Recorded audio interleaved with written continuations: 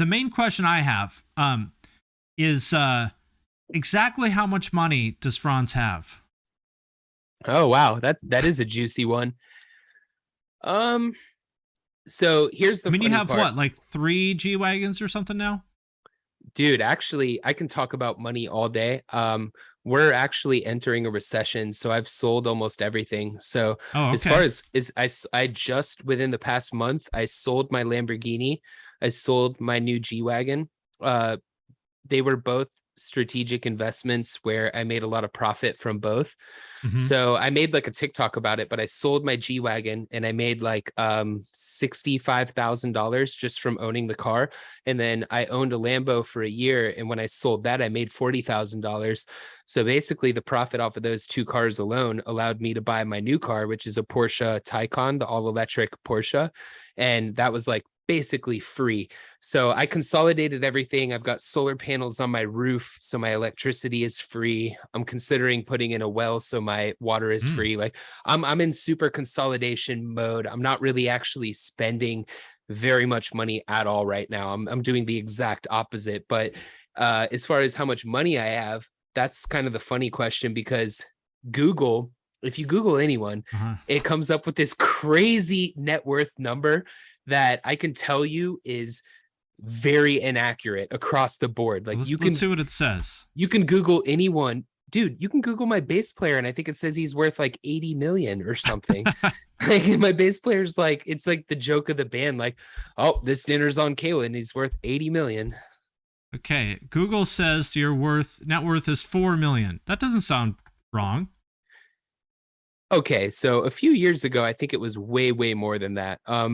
So just to clarify with people, your net worth is That doesn't mean you have $4 million in the bank. exactly. Net worth is not what you have in the bank. Net worth is what your worth is across all your businesses. So what is Stay Sick worth? What is my record label worth? What is Attila worth divided by 3 amongst the Right. members? And what do I have in the bank and what are my assets worth? So if I mean, I would imagine Stay Sick alone is probably worth several million. I would say 4 million is accurate. Yeah, that sounds about right to me. I feel like that's actually an accurate number, but I know that for a while it was inaccurate. Okay, gotcha. All right, well, 4 million. Hey, so I'm asking this not because like I want to, well, partly because I want people to watch this, and you got to ask juicy questions to get people to watch. I understand. But also because one of the things I've always admired about you is, that you've been able to do very well for yourself in a genre where it's not like, metalcore is not a huge genre where people are making a ton of money from. There are some people that do, but you've been able to do very well for yourself because you've always made really smart moves.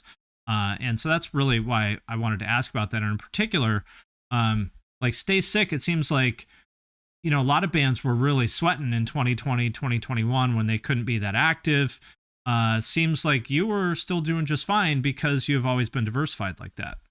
Believe it or not, I think that 2020, when the pandemic hit and everyone was sweating, I think that was the most money I've made in my lifetime. And the reason being is because most of my money does come from the internet and from people interacting and watching me on the internet. And when the pandemic happened, all of a sudden, these people that were normally at work 5-6 days out of the week are now glued to their phones watching me. And And I always buying tell shit because buying they're shit bored. and also the stimulus checks had a massive effect on me. And I always tell people because some of my friends will be like, "Oh, we got a stimulus check. Like, did you get one?" And I'm like, "No, dude, No. I do not get a stimulus check. Yeah. Like, I'm above the income that gets a stimulus check, but everyone else's stimulus checks flow into me because all of a sudden you've got an extra 1,000, 2,000 bucks in your pocket. And I drop a Stay Sick sale. And where are you going to spend your money? You're going to buy some new clothes or, whatever it may be. Subscribe to my OnlyFans and then boom, Yeah. And so are you still doing the OnlyFans stuff? I am. And is that still a big revenue source for you? No, I haven't been very active because me and my fiance just had a new baby a month ago. So we've been more like parent mode. I still have my OnlyFans. I still post. It's just I'm not as active on it as I was in 2020. So I think that was another thing that helped is that I feel like people were so bored that they were Right. just like really stoked about OnlyFans in 2020. Like, we have nothing to Yeah. do. Like, we want to see some weird stuff. Like, we're bored. 2020 felt like the year for OnlyFans. I don't It literally the did. only one I've ever looked at is yours.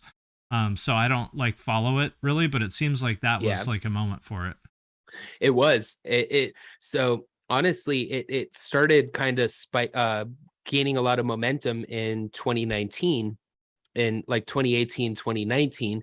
And I actually started before the pandemic in like November or December of 2019. So I didn't even know a pandemic was starting, because a lot of people did OnlyFans because of the pandemic. They're like, Right. well, I'm only doing this to make money. And I was just like, I'm doing it because it's fun. I don't care. And then the pandemic started, and then it went whoom through the roof because everyone was bored. And I think you saw like a big rise in people starting OnlyFans during the pandemic because they had nothing else to do. So Right. it wasn't the But case for me, but it did help.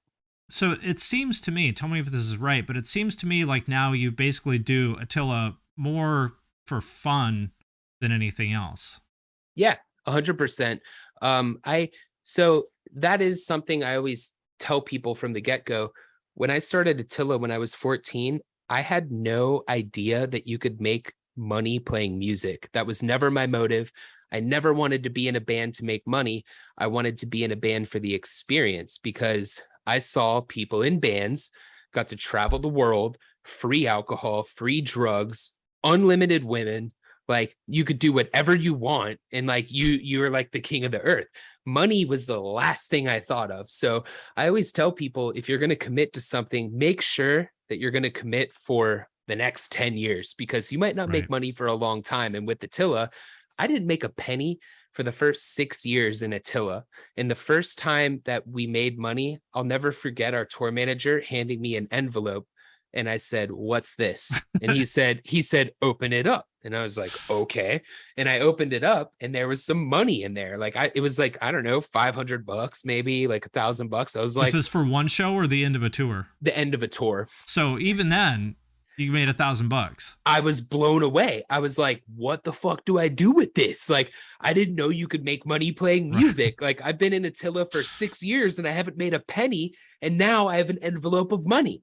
So I like remember like being like, I guess I need a bank account. And then I made a bank account for the first time, and it was just like blown away. So I never did Attila for the money to begin with. I did it because I like the music that we make, and I like the experience of being a rock star. I think that that's the most fun part about it. Right. But you, I mean, at least now you have a very sophisticated understanding of like money and how to make it and run a business and stuff. Did that come later, or tell me about? I mean, it seems unusual to me that you would understand money so well but not care about it. It like, I guess like how to manage money and stuff kind of came later, but I was always fascinated with business, and I think that's just deeply rooted in how I was raised. So the way I was raised, I never got anything. Like, I never got anything at all, ever. Barely went on vacation, didn't go out to eat. If I wanted a small allowance of like a couple dollars a week, I had to work really hard for it. So from a young age, I started doing my own businesses where I would mow people's lawns for $20 front and backyard, and trim and everything. And I'm like 10 years old, like 9 years old at this point, but I knew that I wanted to make money because that's the only way I could get it. And it was cool and fascinating to me. And my grandpa worked at a driving range, like a golf range, and he would bring me a giant like industrial trash bag with thousands of golf balls. And my dad was a manager of a grocery store, and he would bring me empty egg cartons. So I would take the empty egg cartons and sort the golf balls by like how clean they were, brand, quality, everything. I would load them up in a wagon, and my neighborhood was kind of poor, but we lived by a rich neighborhood. So I would take my wagon like half a mile away, go to the rich neighborhood walking as like an 8 or 9 year old. And then I would look in the garages of every house and see which garages had golf bags in them. And every garage with a golf bag, I would knock on the door and everyone was blown away by my business because I was just a little kid hustling the fuck out of people. And Right. it turned into something to where I had like routine customers that would say, "Hey, this is amazing. The golf balls are great.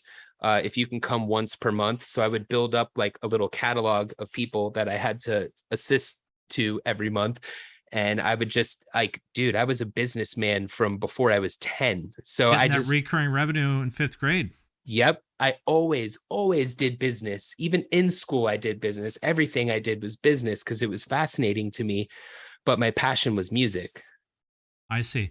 Well, that kind of just old school hustle is something that I feel like a lot of, like, it sounds so simple, but like a lot of people don't get that. Like, I talk to people, like, maybe they want to be a photographer. I'm like, okay, make a list of 200 people you want to work with and then spend an hour or two a day following up with that list.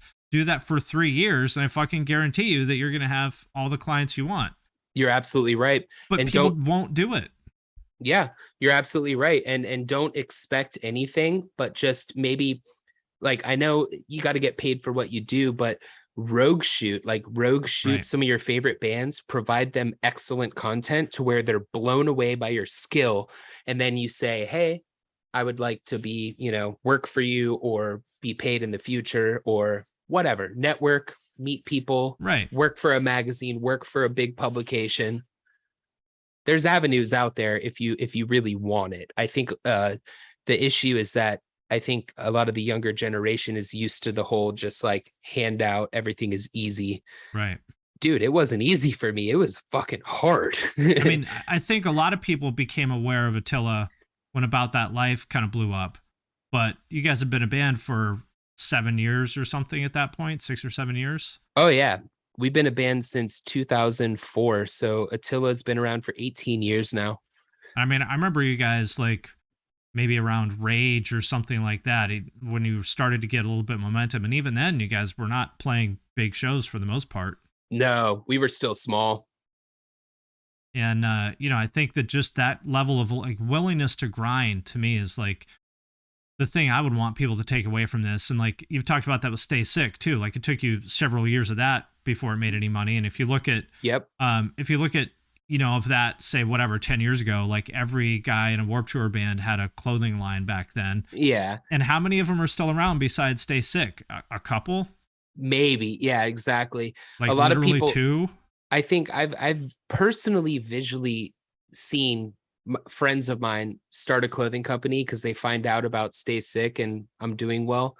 And then within a few months, they're gone. And it's just Yeah. like, you just did this for money. And this is the key, is that I didn't do Stay Sick just for money. I didn't do Attila for money. I did it because I enjoyed doing it. And I knew I was going to do it for a really, really, really long time. That's the key. You can't, there's nothing in the world that's a get rich overnight scheme. That doesn't exist. Right. It's fake. If you want to do something, you have to fully commit. Yeah, there's so many times where it seems like something was an overnight success, but that's only because you didn't see it until it was kind of already popping.